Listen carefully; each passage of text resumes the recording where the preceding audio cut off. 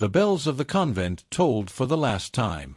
High in the hills of Thessaly, where olive trees shivered in the autumn wind, a small band of nuns gathered inside their fading chapel. They prayed beneath cracked frescoes. Saints with faces long scraped away by age and sorrow. On the horizon, fire shimmered.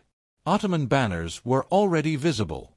Red cloth fluttering like sparks across the mountains. The women knew exactly what that meant. No riders came from the nearby towns. No soldiers remained to guard them, only the stillness before conquest. Their abbeys, Sister Eleni of Lissa, stood before the altar holding a silver crucifix that had survived a century of storms, she whispered. If they breach our walls, keep your vows inside your hearts that they cannot take. But she was wrong. When the empire's armies reached the convent gates, vows, prayers, and sanctity meant nothing against what history tried to erase. If you're drawn to documented records from the Ottoman-Byzantine frontiers, don't forget to subscribe. It helps us uncover more of the accounts buried in archives, from missionary letters to Vatican reports. Now, back to the story. The first stones of the convent collapsed before sundown. The hymns that once filled those halls were drowned out by iron and screams. The Ottomans didn't waste arrows on holy places. They shattered the gates with cannon fire, both a warning and a declaration. To them, a convent wasn't sacred ground. It was a symbol of defiance, proof that the cross still dared to rise in conquered soil. Inside the sisters hid their relics, silver chalices, embroidered icons, fragments of saint bones beneath the chapel floor. They believed if their bodies were lost, their faith might still endure. But the soldiers weren't after treasure. They wanted evidence proof that they had crushed not just the enemy's armies, but their God. By nightfall, the surviving nuns were herded into the courtyard. Torchlight turned their white robes into shifting gold and shadow. They were told they'd be taken before the Pashur, a promise few ever lived to see fulfilled. What followed became legend, so grim that even church chroniclers avoided the details. By dawn, the convent was ash. Smoke drifted from the refectory where the women once shared bread and silence. Ottoman flags fluttered from the bell tower, signaling nearby units that resistance was over. Yet in that courtyard, something unexpected happened. The soldiers waiting for screams heard singing instead. Bound with rope, the surviving sisters began to chant a hymn not of despair but defiance. The Agnus Dei, Lamb of God who takes away the sins of the world. Their voices trembled but never broke. The Ottoman captain, unsure whether to laugh or silence them, ordered the abbess dragged forward. Eleni still clutched the silver cross rescued from the altar. The captain promised her mercy. If she renounced her God and accepted the conqueror's faith, her sisters would live. Her reply sealed her fate. I have already given my life. What else can you take? The captain hesitated, perhaps moved, then turned away, leaving her to his men. What followed was never written in full. Even Ottoman records which glorified victory described it only as discipline for those who refused reason. Yet in later European letters, her name resurfaced. Eleni of Lissa, the nun who would not kneel. By midday, the convent's bells were melted for coin, and the rooftop cross shipped east as a trophy. But soon, rumors spread across nearby villages. They said that when the wind swept through the ruins at night, one could still hear women's voices, not crying, but praying. The smoke had barely faded when the march began. What remained of the order? 22 women in torn habits were driven south toward the coast, ankles bound, watched by Ottoman horsemen to the empire. They weren't prisoners of war, but symbols of conquest, proof that even sacred walls could fall.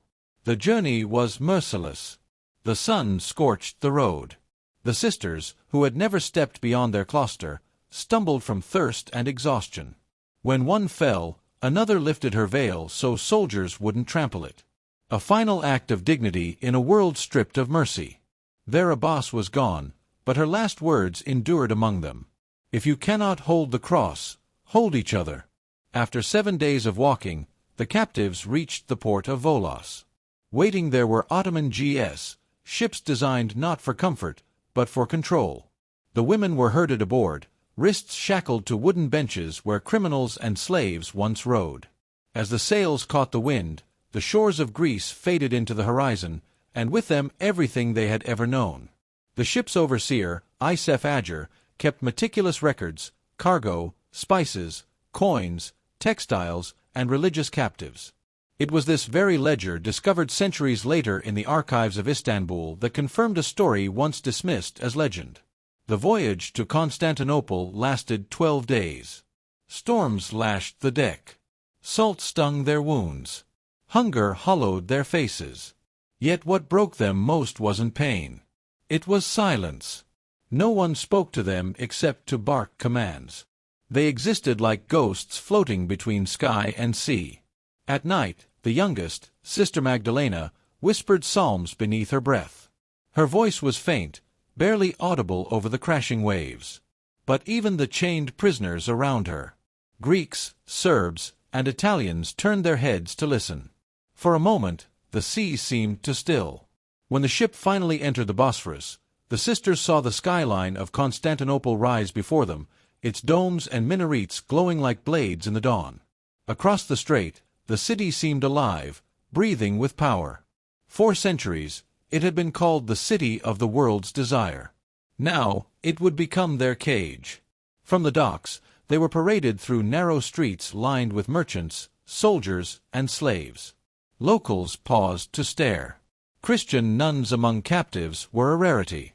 Even in an empire built on conquest, they were led past the ancient walls of Blackany toward the imperial district where their fates would be sealed. In the shadow of Hagia Sophia, the once great cathedral of Christendom, they were forced to kneel. As the muezzins' calls echoed from the minarets, one of the sisters whispered, "We are home, but it is no longer ours." Before dawn, they were taken into a marble courtyard surrounded by towering columns. This was not a dungeon. It was the Dan Humayun, the imperial council, where the will of the Sultan ruled above all. Here, captives were not judged by kings or priests, but by empire itself. For the nuns of Thessaly, their faith would be measured against the laws of conquest. At the center of the hall sat the Grand Vizier, a man whose expression betrayed nothing.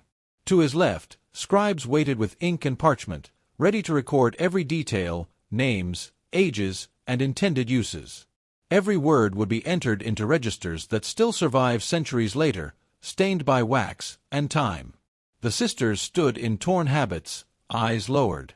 Through translators, they were told the Sultan had granted mercy on one condition.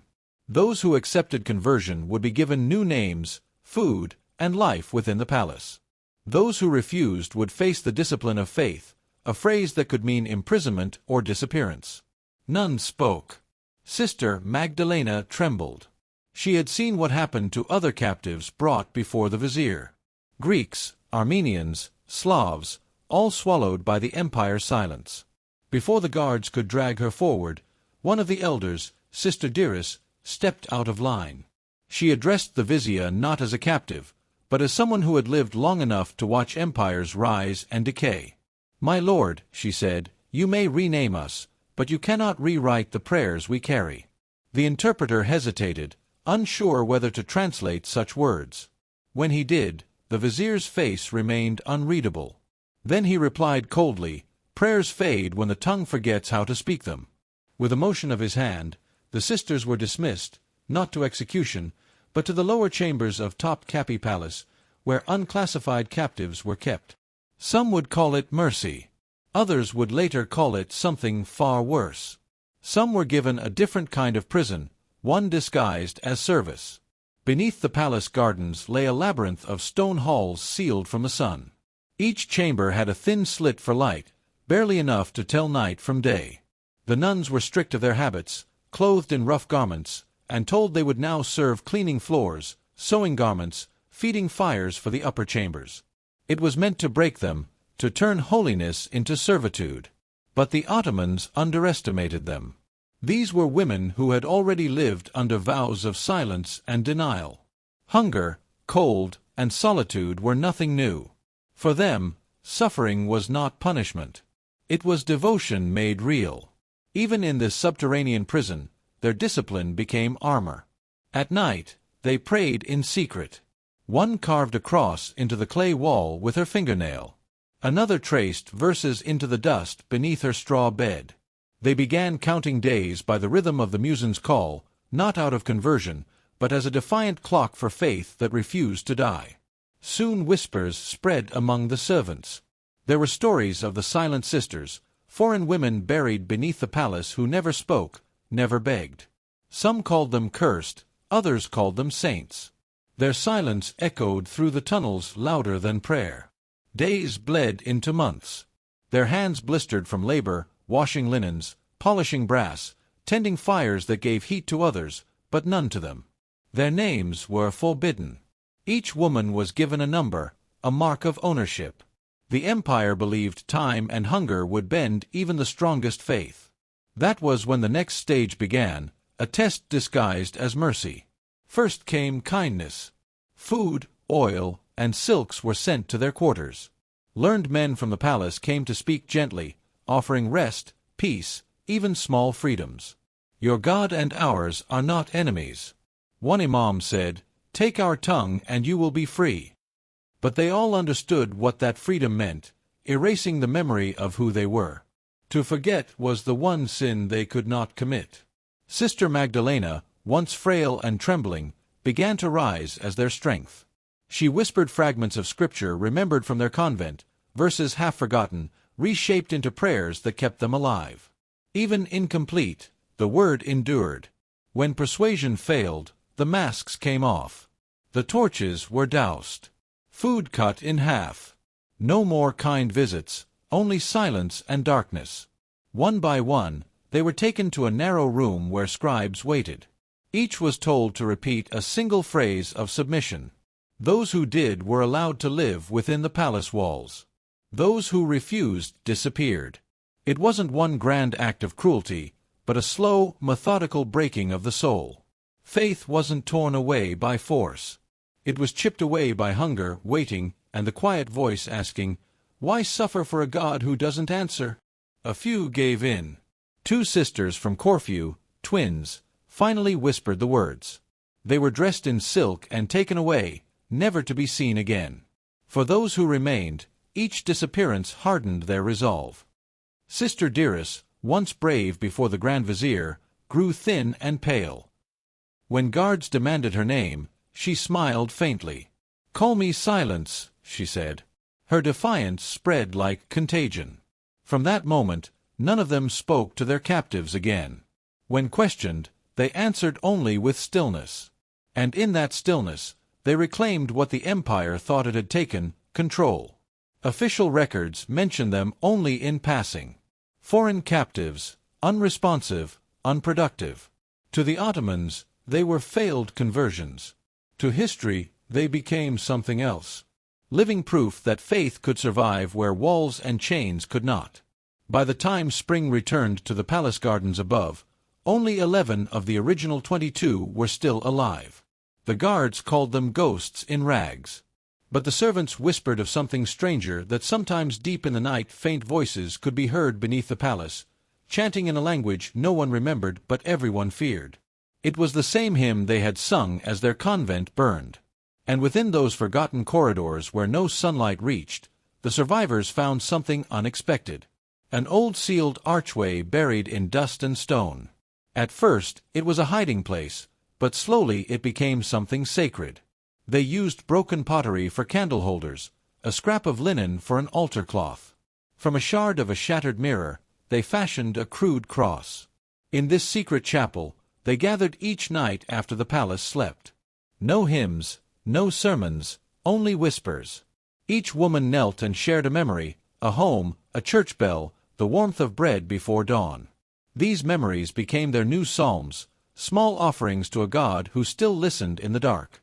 A Venetian prisoner once wrote of strange voices echoing beneath the Hiram, women singing in Latin to a God not of this empire. For centuries, historians dismissed it as superstition until beneath the Top Cap ruins, archaeologists uncovered a small chamber lined with Christian carvings, silent proof that their prayers had never truly stopped. Crosses scratched into the stone. A Latin phrase half erased by time looks in tenebris lucet. The light shines in the darkness. That small discovery changed everything. It proved these women had not simply vanished. They had left a mark, a silent revolt etched into the walls. Inside the hidden chapel, Sister Magdalena, once frail, now the center of their faith, began marking the walls with charcoal. Names could not be written openly, so she devised symbols instead. A bird for each sister still alive, a small flame for those who had been lost. Whenever a new bird failed to appear, it meant another had disappeared. The guards never uncovered the chapel, yet they began to notice subtle shifts in their captives. Despite the hunger, the cold, and the confinement, the women moved with a quiet, almost unnatural calm. The overseers labeled it madness. But the scribes observing them recorded something else entirely. They had discovered a strength not of this world. Their secret worship continued for months, perhaps years. And though the empire tried to erase every trace of their existence, the chapel became their ultimate act of defiance. Not with weapons, not with protest, but through a faith that refused to die. By the time a new sultan rose to power, only a handful of the sisters remained, worn, aged, almost forgotten. Yet beneath the palace, their secret chapel endured. Silent, hidden, eternal. Centuries later, when modern excavators explored Constantinople, no one expected that beneath layers of marble and empire, the fingerprints of these women would still be there. Women who had prayed in darkness, leaving behind the only thing the conquerors could never claim, their faith carved in stone. By 1482, the palace had changed hands again. A new sultan, young and ambitious, ascended the throne with orders to purge any trace of weakness from his predecessors. Every servant, concubine, and laborer was meticulously recorded except one group. In the Topkapı archives, under columns of names, there was a blank space, a gap where 21 entries should have been. The ledger read, unfit for service, disposed, no dates, no burial records, nothing. This was how history erased them, not with fire, but with withheld ink. And yet the silence itself became proof.